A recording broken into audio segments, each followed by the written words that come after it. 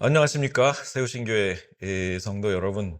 여러분들의 기도 덕분에 저도 잘 지내고 있고, 또 저희 가족도 잘 지내고 있습니다. 여러분들도 잘 지내고 계신 줄 믿습니다. 자, 이제 사순절이 시작된 지도 벌써 이제 2주가 되었고요. 우리가 그 새벽 예배를 함께 하면서, 여러분들과 복음서의 이 말씀들을 중심으로 함께 하고 있는데, 오늘 여러분들과 함께 나눌 말씀도 복음서에서 이제 준비해 보았습니다. 우리 말씀을 시작하기 전에 잠깐 기도하겠습니다. 자비하신 아버지 하나님, 은혜를 감사합니다. 우리에게 또 새로운 주일을 허락하시고 주님의 말씀을 들을 수 있는 은혜도 베풀어 주시니 감사를 드립니다. 주께서 사랑하시는 귀한 우리 세우신 교회 성도들 한자리에 모였사오니 하나님께서 이들 가운데 축복과 은총으로 함께 하시며, 특별히 이 시간 주의 말씀을 경청하며 성령께서 함께 하셔서 우리가 깨닫지 못했던 것까지도 잘 깨달아 우리들의 삶 가운데에 풍요와 아름다움과 영적 충만함이 넘치게 도와주시옵소서. 처음부터 끝까지 주께서 인도하실 줄 믿사옵고 예수 그리스도 이름으로 간절히 기도하옵나이다. 아멘. 자, 이제 말씀을 우리 시작하기 전에 여러분들 좌우로 한번 인사 나누겠습니다. 샬롬 하면서 좌우로 한번 인사 나누겠습니다. 샬롬, 잘 지내셨나요? 네. 네. 네, 오늘의 말씀을 우리 시작해 보겠습니다. 오늘의 말씀은 바리새인 지도자 니고데모에 관한 말씀이 되겠습니다. 자, 이 바리새인 지도자 니고데모, 여러분들 요한복음에만 이제 알려져 있는 그런 인물이기도 합니다. 그런데 니고데모에 대해서 우리가 사실 많이 알지는 못했어요. 근데 오늘 특별히 이제 이 니고데모라는 사람에 관해 이제 말씀을 나누는데, 저도 이 말씀을 준비하면서 제가 그동안 알지 못했던, 굉장히, 그러니까 알지 못했다기보다는 그냥 쉽게 넘어갔던 그런 이야기들을 이제 많이 깨닫게 되었습니다. 특별히 거듭남에 관한 가장 중요한 말씀과 정보들을 이 니고데모의 이야기를 통해 우리가 알게 되었죠. 여러분들이 거듭남에 관한 이야기 많이 들어보신 적이 있을 것입니다. 자, 유대인 이 니고데모, 이제 제일 먼저 나오는 그 대목이 바로 니고데모가 어느 날 예수 그리스도를 은밀하게 찾아간 그 이야기에서부터 나오게 됩니다.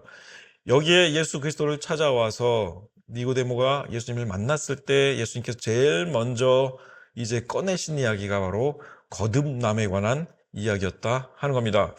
어느 날 바리새인 중에, 니고데모는 바리새인이었어요. 바리새인 중에 니고데모라 하는 사람이 있으니 유대인의 지도자라. 바리새인이자 유대인들의 지도자였습니다. 이 사람도 사내들인 공회의 공회원이었을 가능성이 굉장히 높습니다. 직접적으로 그 이야기를 하는 성경 구절은 없습니다만은, 그런데 그가 밤에 예수께 찾아왔습니다. 왜 밤에 왔을까요? 오늘날이야 전기가 있고 밤에도 뭐 불야성처럼 환하니까 밤에 다니는 게 아무 문제가 없습니다. 자동차도 있고 대중교통도 뭐 밤 12시까지 댕기고 하니까 문제가 없어요. 그러나 이 시대엔 밤에 다닌다라는 것은 도둑이나 강도, 아니면 특별한 어떤 그 경찰 노릇을 하는 군병들, 이런 사람들이나 이제 밤에 다니겠죠. 근데 밤에 은밀한 시간에 아무도 이제 깨어있지 않은 그 시간에 예수님을 찾아왔습니다. 랍비여, 우리가 당신은 하나님께로부터 오신 선생인 줄을 아나이다. 이렇게 인정하고 이야기를 시작합니다. 하나님이 함께 하시지 아니하시면 당신이 행하시는 표적을 아무도 할 수 없음이니이다. 우리가 당신이 일으키시는 그 표적을 보건대 당신께서 하나님이 보내신 선지자든 뭐든 하여간 그런 분인 줄을 우리가 분명히 알고 있습니다 하면서 예수님의 이제 말씀에 귀를 기울이고자 합니다. 그런데 여기 보세요. 여기 이 니고데모가 예수께 와가지고 이르기를, 우리가 당신은 하나님께로부터 오신 선생인 줄을 아나이다. 우리가라고 합니다. 이 말은 무엇을 뜻하겠습니까?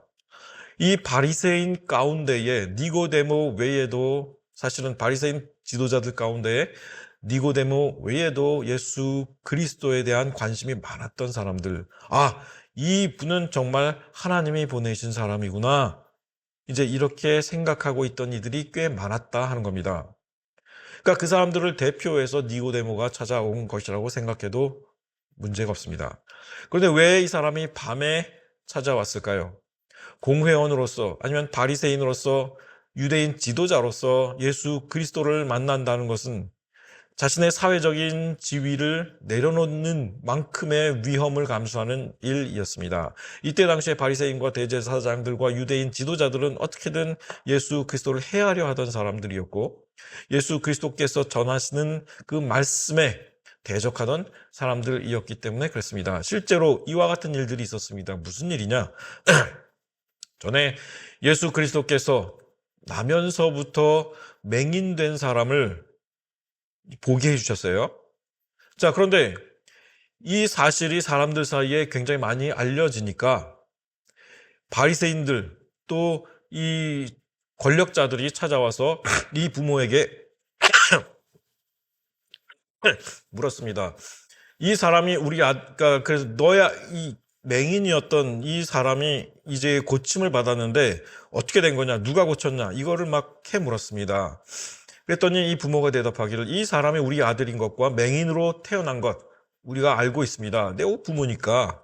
그러나 지금 어떻게 해서 보는지 또 누가 그 눈을 뜨게 하였는지 우리는 알지 못합니다. 이렇게 답을 합니다. 본인한테 물어보세요. 그가 장성하였으니 자기 일을 말하리이다. 부모가 몰랐을까요?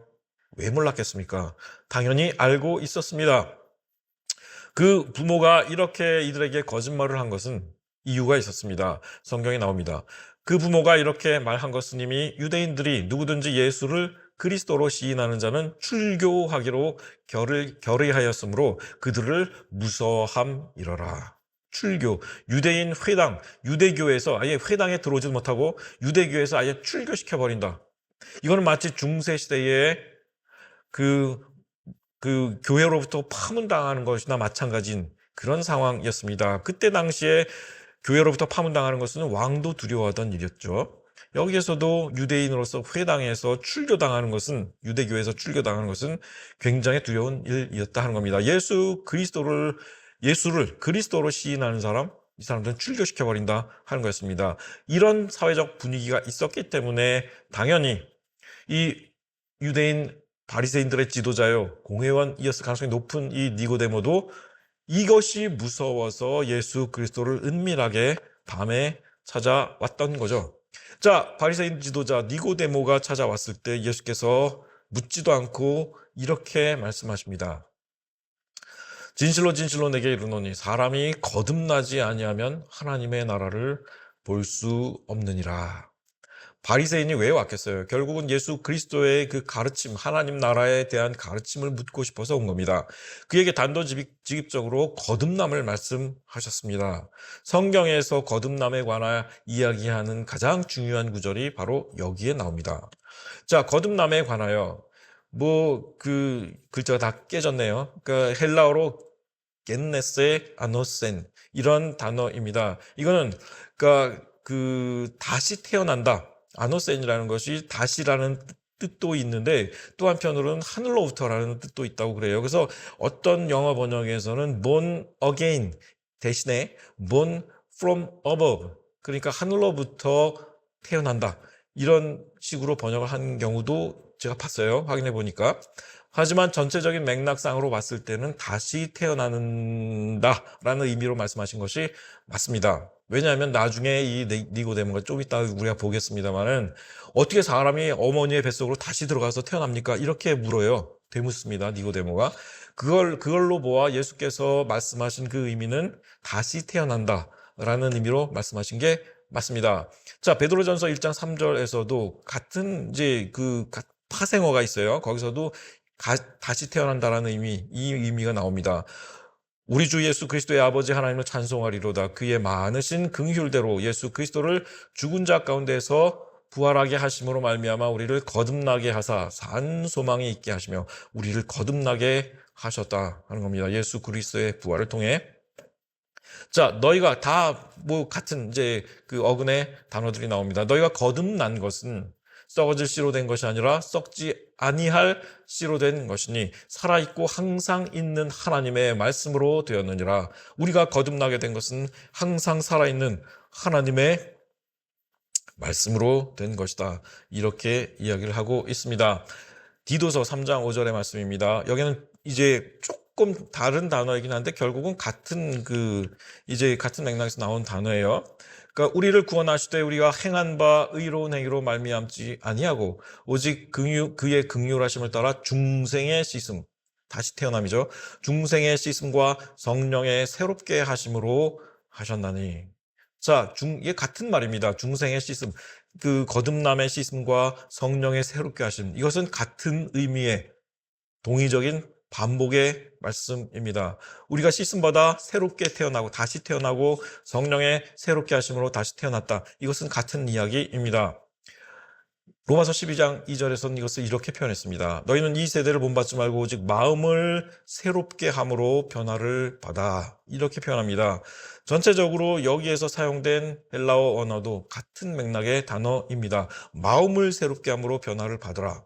이것입니다. 거듭남이라는 것이 무엇인가 우리가 물어봤을 때 예수님 자신도 이렇게 설명을 해 주셨습니다. 좀 더 구체적으로 예수께서 대답하시되 거듭남이란 사람이 물과 성령으로 나지 않으면 하나님의 나라에 들어갈 수 없느니라.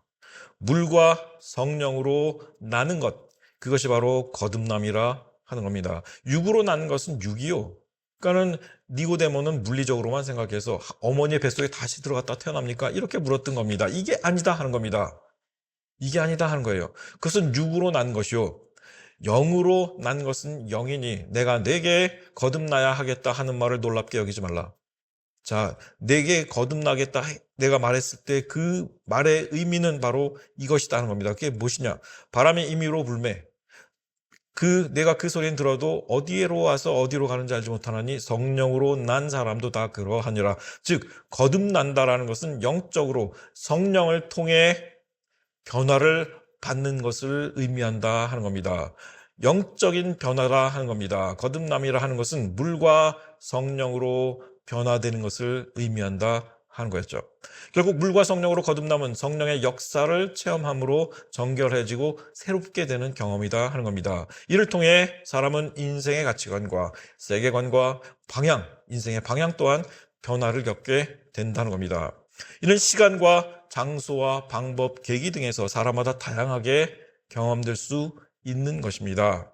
어떤 사람들이 가끔 가다 이상한 소리를 하긴 하는데 특히 거듭남과 관련해서 성령을 통한 거듭남의 변화는 예수 그리스도를 통해서만 받게 됩니다. 나는 너희로 회개하게 하기 위하여 물로 세례를 베풀거니와 내 뒤에 오시는 그는 나보다 능력이 많으시니 그는 성령과 불로 너희에게 세례를 베풀 것이다. 누구를 가리킵니까? 바로 예수 그리스도죠. 예수 그리스도께서는 성령으로 우리에게 세례를 베푸신다. 세례요한이 말했습니다. 나를 믿는 자 성령의 이름같이 그 배에서 생수의 강이 흘러나오리라. 여기서 배는 말 그대로 배예요. 뱃속. 그러니까 이게 단어가 다양하게 번역될 수 있는데 어떤 번역에서는 이제 예를 들어 굉장히 우리의 아주 내부 깊은 곳 또는 우리의 심장 이렇게 번역하는 것도 있어요. 그러니까 여기서 배는 타는 배가 아닙니다. 먹는 배도 아니고. 자, 이는 그를 믿는 자들이 받을 성령을 가리켜 말씀하신 것이라. 예수께서 아직 영광을 받지 않으셨으므로 성령이 아직 그들에게 계시지 아니하시더라.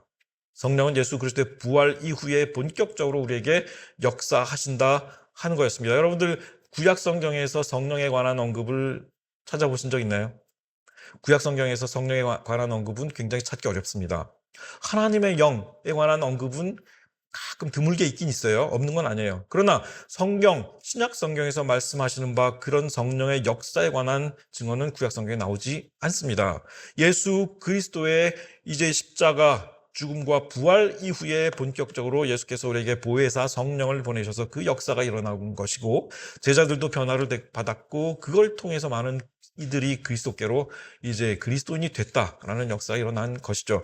보혜사 곧 아버지께서 내 이름으로 보내실 성령, 그가 너희에게 모든 것을 가르치고 내가 너희에게 말한 모든 것을 생각나게 하리라. 이것입니다. 여러분, 자, 보혜사 성령이에요.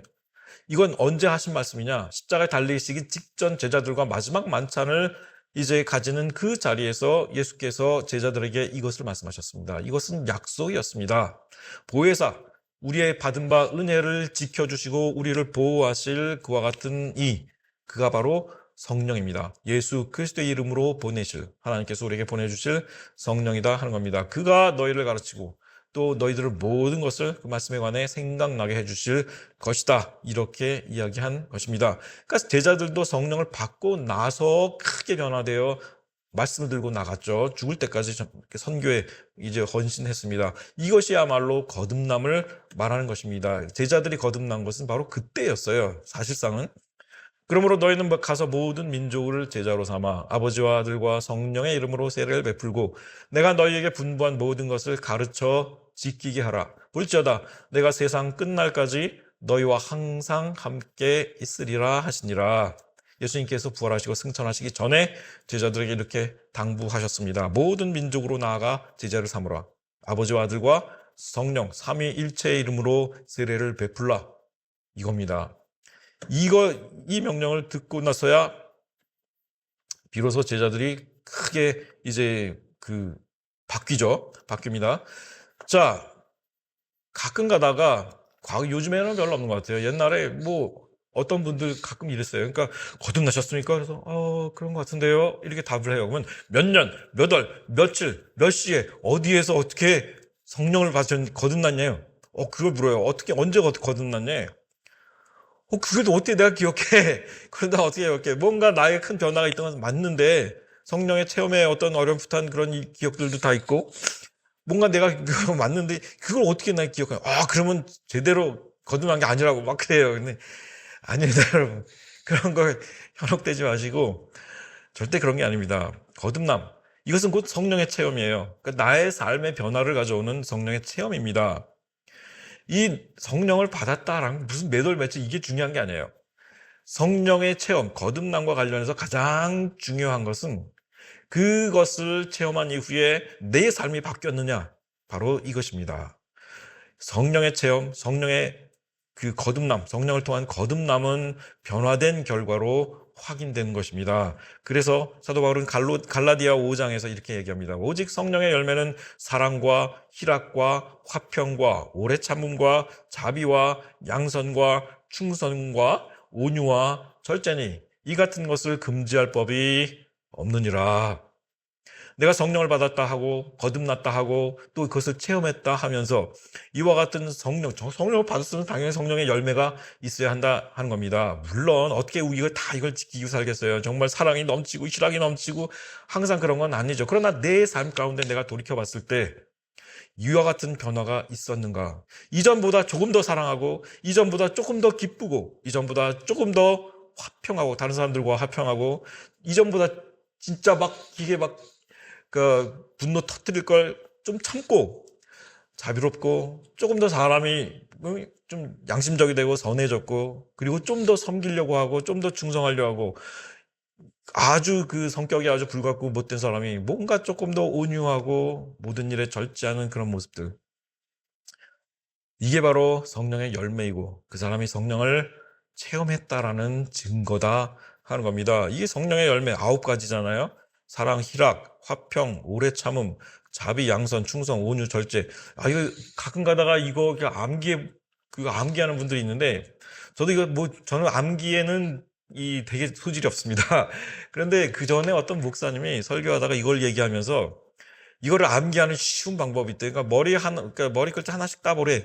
사희화, 오자양, 충온절 이래요. 사희화, 오자양, 충온절. 그래서 나중에 이제 집에 오면서 그걸 한번 다시 되뇌어 봤어요. 근데 희한하게 이게 머리에 쏙쏙 들어오더라 이겁니다. 사희화, 오자양, 충온절. 여러분도 한번 시도해 보시기를 바랍니다. 자동차 운전하고 가시다가 사희와 오자양 충원절 한번 암기해 보십시오. 도움이 됩니다.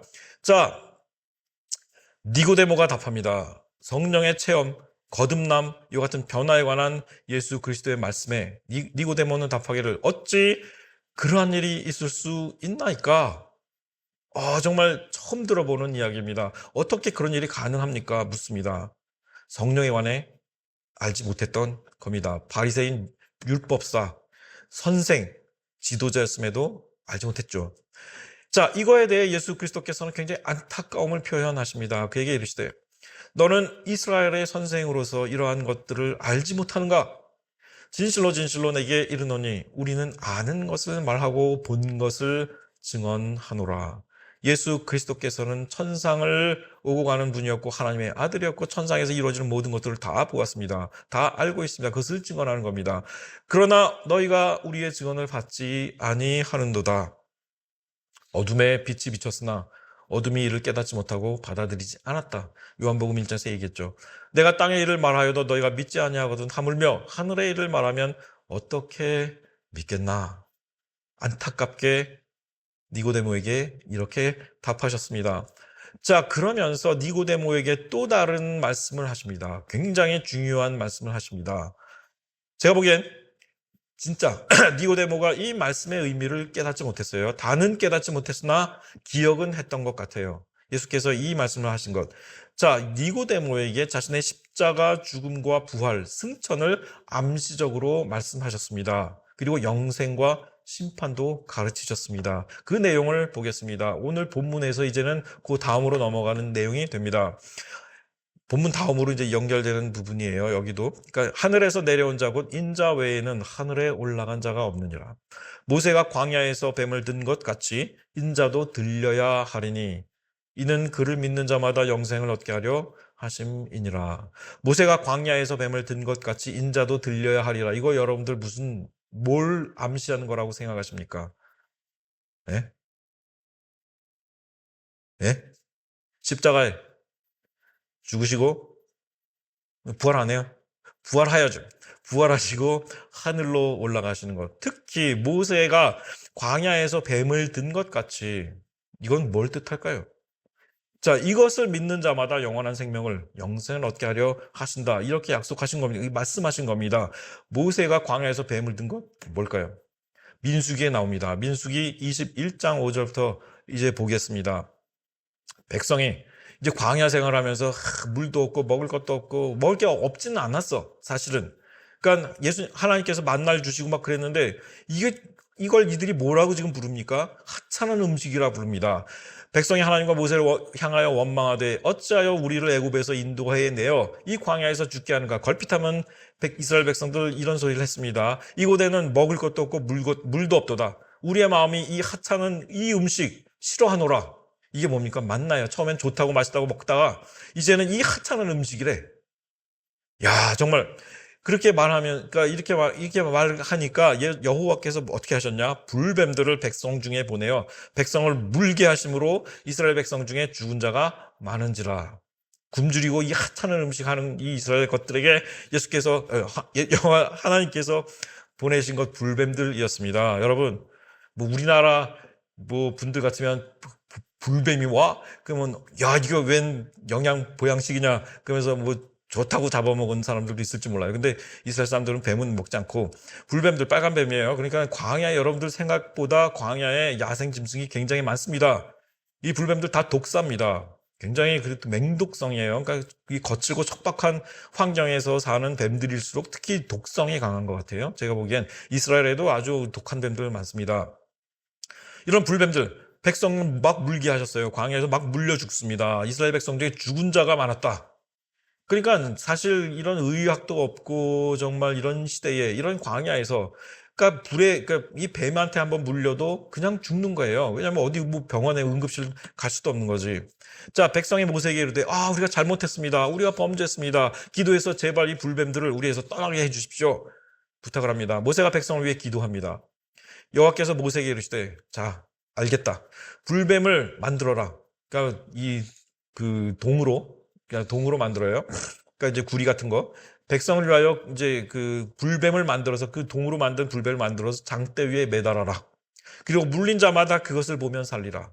모세가 놋뱀을 만들어 장대 위에 단이 매달아 놓으니 뱀에게 물린 자가 놋뱀, 거기에 장대에 달린 놋뱀을 쳐다보는 사람들마다 다 살았다. 다 쳐다봤겠죠. 그 장대의 놋뱀을 보고 살았다 이겁니다. 자, 이 장대에 달린 놋뱀. 예수 그리스도께서는 이 장대에 달린 놋뱀, 뱀처럼 십자가에 달리실 것을 예언하신 겁니다. 암시하신 거예요. 직접적으로 얘기는 안 하셨어요. 자, 그런데 이것을 보는 자 영원한 생명을 얻을 것이다 하는 것이었습니다. 마치 광야의 이스라엘 백성들, 불뱀에 물려 죽게 된 자들이 그것을 그 장대에 매달린 그 노뱀을 보고 이제 다시 생명을 얻을 수 있었던 것처럼 말입니다. 장대에 달린 뱀처럼 십자가에 달리실 것을 암시하신 겁니다. 나중에 히스기야 시대까지 이스라엘 백성들 이 노뱀을, 사람이 참 그래요. 광야에서 이런 일이 있었는데 그 노뱀을 숭배하기 시작해요. 또 이스라엘 백성들이 나중에. 그래서 모세가 만들었던 노뱀을 잘 간직했다가 이스라엘 자손이 이 히스기야 시대까지 향하여 이 노뱀한테 분향을 한 겁니다. 그러니까 히스기야가 그거 보고 기가 막혀가지고 이것을 다 부수고 이것을 느후스탄, 히브리어로는 네호슈탄이에요. 네호슈탄이 구리란 뜻입니다. 그러니까 그 구리로 만든 뱀, 이제 이런 얘기죠. 그러니까 만약에 우리도 이제 여기도 이제 십자가 걸려 있습니다만은 그 어떤 분들은 이제 목걸이에다 십자가 목걸이 달고 다니고, 근데 그 십자가가 우리의 우상이 돼서는 안 됩니다. 성경책이 우리의 숭배의 대상이 돼서는 안 됩니다. 성경책은 하나님의 말씀을 담고 있는 책 맞지만 그렇다 해가지고 우리가 성경책 앞에 엎드리고 성경책 숭배하고 성경책님 막 빌고 이거 아니죠. 십자가도 마찬가지입니다. 그래서 아주 보수적인 교단에서는 십자가를 교회에 달지도 않는데요. 그건 좀 지나치긴 한데 어쨌든 사람의 무지하고 미련함은 바로 이렇더라 하는 겁니다. 어쨌든 이게 왼쪽에 이제 모세가 만드는 그 노뱀을 나중에 후대 화가 그린 건데, 가끔가다 여러분들이 앰뷸런스에 이렇게 그 장대에 달린 노뱀 그 그려진 거 본 적이 있을 거예요. 그런데 이게 그럼 모세가 광야에서 만든 그 노뱀 그거 성경에 나온 건가, 이게 착각하시면 안 돼요. 나중에 봤더니 이게 미국에서 나온 거긴 한데, 그 그리스 신화에 나오는 그 치료와 어떤 약의 신이 있대요. 그러니까 이름 어려워서 제가 다 기억이 안 나요. 근데 이제 그 신도 이렇게 장대 같은 데다가 뱀을 이렇게 이제 좀 달아가지고 그게 그 신의 상징처럼 아마 사용됐다고 그럽니다. 그러니까 여러분들 헷갈리지 마시기 바랍니다. 이게 모세의 뱀은 아니더라고. 자, 그런데 어쨌든 예수님께서 이 니고데모에게 이런 말씀을 주십니다. 하나님이 세상을 이처럼 사랑하사 독생자를 주셨으니, 이 유명한 구절이 바로 이 니고데모와의 대화에서 나오더라 하는 겁니다. 하나님이 세상을 이처럼 사랑하사 독생자를 주셨으니 이는 그를 믿는 자마다 멸망하지 않고 영생을 얻게 하려 하심이라. 하나님이 그 아들을 세상에 보내신 것은 세상을 심판하려 하심이 아니요 그로 말미암아 세상이 구원을 받게 하려 하심이라. 이렇게 말씀하십니다. 이 유명한 구절이 바로 여기에서 나왔습니다. 여러분, 그러면서 동시에 예수님께서는 심판도 없는 게 아니다 말씀하셔요. 그를 믿는 자는 심판을 받지 아니하는 것이요 믿지 아니하는 자는 하나님의 독생자의 이름을 믿지 아니하므로 벌써 심판을 받은 것이니라. 믿지 않는다는 것 자체가 이미 심판을 받은 것이나 마찬가지다 하는 겁니다. 그 정죄는 이것이니 곧 빛이 세상에 왔을 때 사람들이 자기 행위가 악함으로 빛보다 어둠을 더 사랑한 것이니라. 이렇게 말씀을 하셨습니다. 악을 행하는 자마다 빛을 미워하고 빛으로 오지 아니하고 그 행위가 드러날까봐 어두운 데에서 그 은밀하게 악한 행위를 한다 이겁니다. 진리를 따르는 자 빛으로 오나니 이는 그 행위가 하나님 안에서 행한 것임을 나타내려 함이니라 하시니라. 이렇게 말씀하셨습니다. 자, 니고데모 예수 그리스도를 만나서 함께 대화를 나눴습니다. 은밀하게 밤에 찾아가서 이와 같은 말씀을 들었습니다. 니고데모가 이 모든 말씀을 다 이해하지는 못했어요. 왜? 암시적으로 얘기했고, 설마 예수 그리스도께서 십자가에 달려 돌아가시고 부활하시고 승천하실까? 이것까지 생각 못한 겁니다. 자, 그런데 니고데모의 마음속에는 예수 그리스도를 향한 이제 뭔가 변화된 마음이 조금씩 생겨났던 것 같습니다. 나중에 이 니고데모가 대제사장들과 자기 동료 바리새인들 앞에서 예수 그리스도를 은밀히 변호한 사건이 하나 있었습니다. 그걸 한번 보겠습니다. 예수 그리스도를 잡으려 했던 대제사장들과 바리새인들, 초기부터 그랬어요. 근데 이 대중이 무서워서 못 잡았지. 자, 이들이 이제 예수로 말미암아 무리 중에서 쟁론이 되니 그 중에 그를 잡고자 하는 자들도 있었는데 손을 댈 수가 없어요. 그러니까 무리가 무서워서. 그러니까 아랫 사람들을 시켜가지고 이제 그 잡아와라 그랬는데 이 아랫사람들이 그냥 맨손으로 온 거야. 빈손으로 왔습니다. 대제사장들과 바리새인들에게로 이제 아랫사람들이 왔어요. 그들이 묻되 어찌하여 잡아오지 아니하였느냐, 예수를 왜 안 잡았냐, 이제 꾸짖습니다. 그랬더니 아랫사람들 대답하기를 그 사람이 말하는 것처럼 말한 사람은 이때까지 없었나이다. 우리가 들어보니까 이 아랫사람들도 예수 그리스도의 말씀 권위가 있고 힘이 있고 정말 하나님의 말씀같이 들리더라.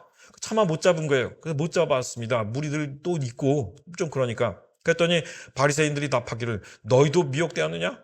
당국자들이나 바리새인 중에 혹시 그를 믿는 자가 있느냐? 이런 걸 막 묻습니다.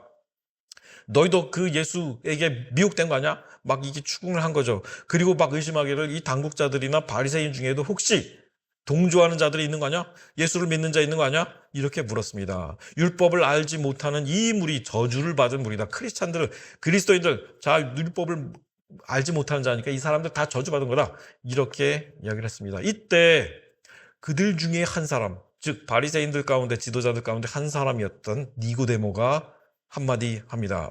곧 전에 예수께 왔던 니고데모. 이 사람들은 니고데모가 이제 예수를 그리스도를 만난 걸 모르겠죠. 니고데모가 그들에게 말하되 우리 율법은 사람의 말을 듣고 그 행한 것을 알기 전에 심판하는가?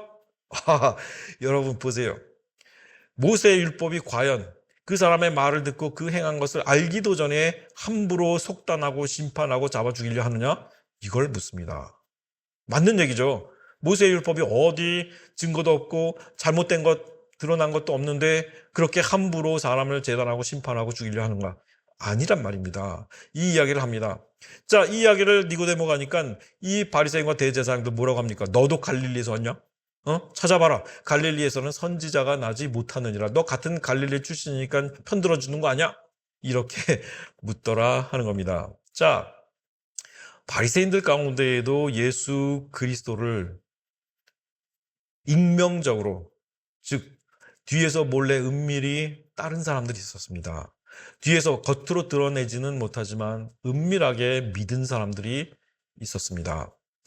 사도 바울의 스승 바리새인이었던 대학자 가말리엘도 나중에 이 사도들, 예수님 그 승천하신 이후에 사도들이 열심히 복음 전할 때 이 사도들 체포됐어요.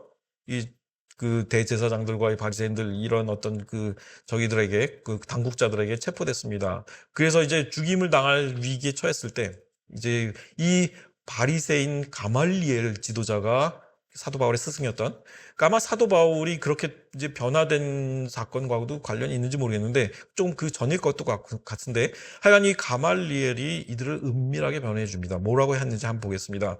그들이 듣고 크게 놓아여 사도들을 없이하고자 죽이고자 할새 잡았어요. 바리새인 가말리엘은 율법 교사로 모든 백성에게 존경을 받는 자였다. 성경이 이렇게 기록합니다. 공회 중에서 일어나 사도들을 잠깐 밖에 나가게 하고 말하되 이스라엘 사람들아 너희가 이 사람들에게 대하여 어떻게 하려는지 조심하라. 이렇게 이야기합니다. 이전에 드다라는 자가 일어나 스스로 선전하며 사람이 약 400명 정도 따랐는데 그가 죽임당하니까 다른 모든 사람은 다 흩어져 없어졌고, 또 호적할 때, 그러니까 이제 예수님 그 탄생 시험 무렵일 거예요. 갈릴리에 유다가 일어나 백성을 꾀어 따르게 하다가 그도 망한즉 다른 모든 사람이 다 흩어졌다. 이단이라면 결국은 자기 스스로 그 모순 때문에 소멸한다 이거죠. 자, 그런데 내가 너에게 말한 이 사람들을 상관하지 말고 그냥 냅둬라. 이 사람들의 사상이, 이들의 소행이 사람으로부터 난 이단이라면 결국 그들처럼 스스로 무너질 것이요. 만약 진짜 하나님께로부터 났으면 너희들이 그들을 무너뜨릴 수도 없겠고 도리어 하나님을 대적하는 자가 될까 두렵지 않는가? 그럴싸한 얘기입니다. 그렇죠? 그들이 이단이라면 결국은 나중에 이전에 그 사람들처럼 망할 것이요. 근데 진짜 이 사람들이 하나님께서 보내신 사람들, 그 믿음의 사람들이라면 오히려 너희들이 하나님을 대적하는 자가 될 것이다. 경고였습니다. 사람들이 들어보니까 그게 맞는 것 같아. 그러니까 그들이 옳게 여겨 사도들을 불러들여 채찍질하고 예수의 이름으로 말하는 것을 금하고 놓았다. 죽는 것보다야 채찍 몇 대 맞고 끝나는 게 낫죠. 풀려났습니다. 사도들은 그 이름을 위하여 능욕받는 일에 합당한 자로 여기심을 기뻐하면서 공회 앞을 떠났습니다. 가말리엘 덕에, 바리새인 대학자 가말리엘 덕에 사도들이 풀려났습니다. 예수 그리스도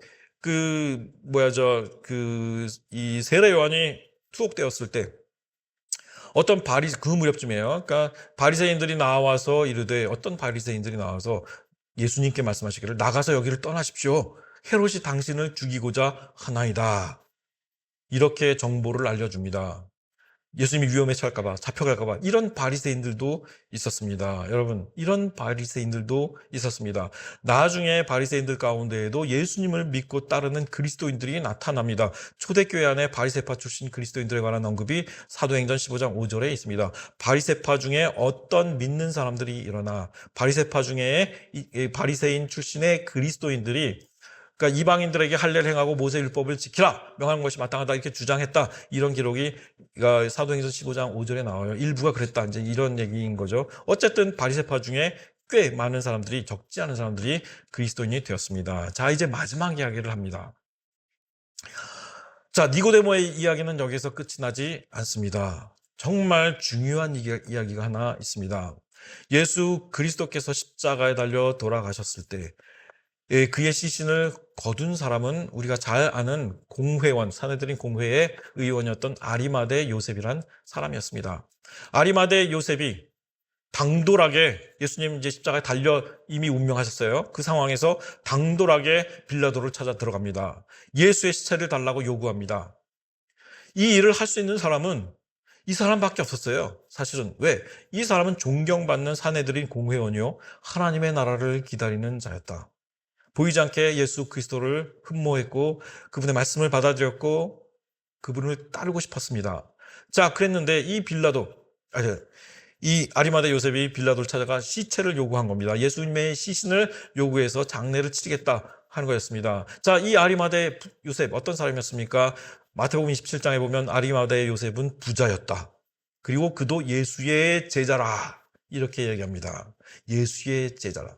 부자였고 공회의원으로, 누가복음은 그가 공회의원으로 선하고 의로운 요셉이었다. 선하고 의로운 사람이었다. 이렇게 얘기합니다. 그리고 그들의 결의, 즉 공회회원들, 대제사장과 바리새인들의 결의와 행사에 찬성하지 않던 사람이었다. 이렇게 성경 기록합니다. 그는 유대인 동네 아리마대 사람이요 하나님의 나라를 기다리는 자였다. 이렇게 얘기합니다. 자, 그런데 아리마대 요셉도 원래는 이런 모습이었습니다. 아리마대 사람 요셉은 예수의 제자이나 유대인이 두려워 그것을 숨겼다 하는 겁니다. 부자요, 또 존경받는 사내들인 공회원이요 사회적 지위가 높은 사람이었습니다. 그래서 사실 그게 두려워서 자신이 그리스도의 제자라는 사실을 숨겼습니다. 두려웠던 거죠. 적어도. 사실 오늘날 이스라엘에도 여러분들 그 사회적인 지위가 높은 사람들은 자기가 그리스도인이라는 사실, 그리스도인인데도 기독교인인데도 숨기는 경향이 좀 있어요. 사회적인 어떤 사실 이 현대 이스라엘 사회 안에도 기독교인들을 굉장히 경계하는 그런 모습들이 있습니다. 자, 어쨌든 이 아리마대 요셉에게 빌라도가 이제 조금 의심을 해요. 예수가 벌써 죽었어? 이상히 여깁니다. 그러니까 왜냐하면 십자가에 달아놓고 오래 이제 그러니까 고통받다 죽게 하는 게 보통 정상인데 그때는 안식일, 특히 6월절이 시작될 무렵이었어요. 그러니까 빨리 죽게 해달라고 유대인 지도자들 부탁을 했었습니다. 그 십자가에. 안 그러면 이제 그 명절 기간 동안에 십자가에 시신 걸린 채로 계속 넘어가야 하기 때문에 안식일에는 그 일을 못하니까. 그래서 그 병사들에게 빨리 죽여달라 해서 이제 병사들이 죽인 겁니다. 실제로 그 두 강도는. 자, 백부장을 불러서 빌라도가 예수가 죽은 지 오래됐느냐, 그냥 죽었냐 이것도 아니에요. 죽은 지 오래됐느냐를 확인해 보라 명령을 합니다. 백부장이 가서 알아본 후에 요셉에게 시체를 내주느니라. 이미 죽은 지 오래됐다 하는 거죠. 성경 말씀 가운데 요한복음 19장에 보면 이런 대목이 나옵니다. 군인들이 가서 예수와 함께 못 박힌 첫째 사람과 또 그 다른 사람의 다리를 꺾었다. 이 사람도 아직 안 죽은 거예요. 그러니까 다리를 꺾으면 빨리 죽습니다. 고통스럽고 하여간 이래서 빨리 죽어요. 근데 예수께 와 보니까 이미 죽으신 것을 죽었어요. 그러니까 예수님이 이미 돌아가신 겁니다. 그러니까 다리를 꺾는 대신에 꺾지 않고 한 군인이 창으로 예수님의 옆구리를 찔렀습니다. 그때에 피와 물이 나오더라. 이런 기록이 있습니다. 이거 무슨 현상인가요? 여러분들 헌혈하신 분들 다 아실 거예요. 헌혈해 보신 분들. 그러니까 피 이렇게 봉다리에 받아가지고 좀 한동안 두면은 맑은 물 부분하고 빨간 적혈구 부분하고 분리되는 현상. 혹시 보신 적 있나 모르겠습니다. 물과 피가 따로 나온 겁니다. 이미 혈액에서 그와 같은 분리 현상이 일어난 겁니다. 이건 죽었다는 얘기죠. 이미 세상을 떠나신 겁니다. 자, 그런데 그래서 이 아리마대 요셉이 이제 예수 그리스도의 시신을 가져다가 자기 집에서 아마도 자기 집에서 장례 절차를 준비합니다. 시신을 닦고 그다음에 여러 가지 이제 향품들을 이제 넣고 그다음에 세마포로 싸고 이런 작업들을 하는 겁니다. 근데 이때 누가 왔느냐? 일찍이 예수께 밤에 찾아왔던 니고데모가 모략과 침향 섞은 것을 100리트라쯤 가지고 온지라 성경은 이렇게 얘기합니다. 니고데모가 찾아옵니다. 같은 공회 동료이자 바리새인 니고데모가 이 아리마대 요셉과 친분이 있었던 거예요. 같은 사회적인 지위가 비슷하고 바리새인이고 공회원이고 하니까 그가 왔습니다. 그냥 오지 않았습니다. 모략과 침향 섞은 것을 100리트라를 가져갔어요. 그래서 예수의 시체를 가져다가 유대인의 장례 법대로 그 향품과 함께 세마포로 쌌다. 즉 예수님의 장례 절차를 아리마대 요셉과 니고데모가 함께 행했습니다. 100리트라, 무려 45kg입니다, 여러분. 값비싼 모략과 침향 섞은 향품 45kg이면 왕의 장례에 버금가는 어마어마한 양이었습니다. 니고데모가 이것을 가져다가 아리마대 요셉과 함께 예수 그리스도를 장례를 준비했다 하는 것입니다. 이것은 무엇을 의미합니까? 요셉이 시체를 가져다가 깨끗한 세마포로 싸서 바위 속에 판 자기 새 무덤에 넣어두고 큰 돌을 굴려 무덤 문에 놓고 가니, 성경은 이렇게 이야기를 하죠. 결론입니다. 니고데모, 그는 예수 그리스도께서 십자가에 달리시는 것을 보았습니다. 부활하시는 것을 이제 목격할 참입니다. 그런데 자기가 들었던 그 이야기, 모세가 광야에서 뱀을 든 것처럼 인자도 들리리라. 십자가에 달리신 예수 그리스도를 보며 니고데모는 그것을 생각해 냈을 것입니다.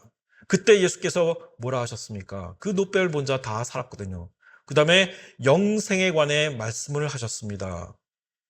인자의 그 달림을 보고 영생을 이야기하셨습니다. 니고데모는 예수 그리스도가 정말 하나님의 아들임을 믿게 된 것입니다. 이제 나중에 부활을 하시는 거 다 봤겠죠. 용기를 내서 아리마대 요셉을 찾아왔습니다. 여러분, 그리스도인으로서 우리는 용기를 내야 할 때가 있습니다. 아리마대 요셉, 자기 신분, 자기가 예수님의 제자인 것을 숨기고 다녔습니다. 그런데 이 아리마대 요셉이 이제 예수 그리스도 십자가에 달려 돌아가셨을 때 성경은 뭐라고 기록합니까? 아리마대 사람 요셉이 와서 당돌하게 빌라도에게 들어가 예수의 시체를 달라 했다. 그리고 자기가 니고데모와 함께 장례를 치렀습니다. 이제는 이제 두려움을 떨쳐버리고 내가 그리스도의 제자임을 밝혔다 하는 겁니다. 우리는 때때로 그리스도인으로서 용기를 내야 할 때가 있습니다. 내가 그리스도인임을 감추지 말아야 할 때가 있습니다. 제가 이스라엘에 이제 공부하려고 한국에 왔다 갔다 할 때, 그때 당시에 그 공항 통과할 때 특히 이 안전 요원들의 이 인터뷰를 봤는데 이게 굉장히 공격적이었어요. 굉장히 어그레시브한 질문들을 던집니다. 왜 하냐, 뭐 때문에 하냐, 누가 돈 내냐, 이런 거 막 물어봐요.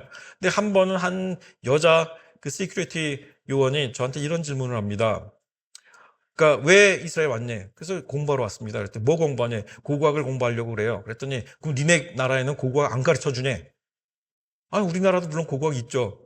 그런데 이제 이스라엘에서 와서 공부하려고 하는데 근데 왜 하필 이스라엘이냐?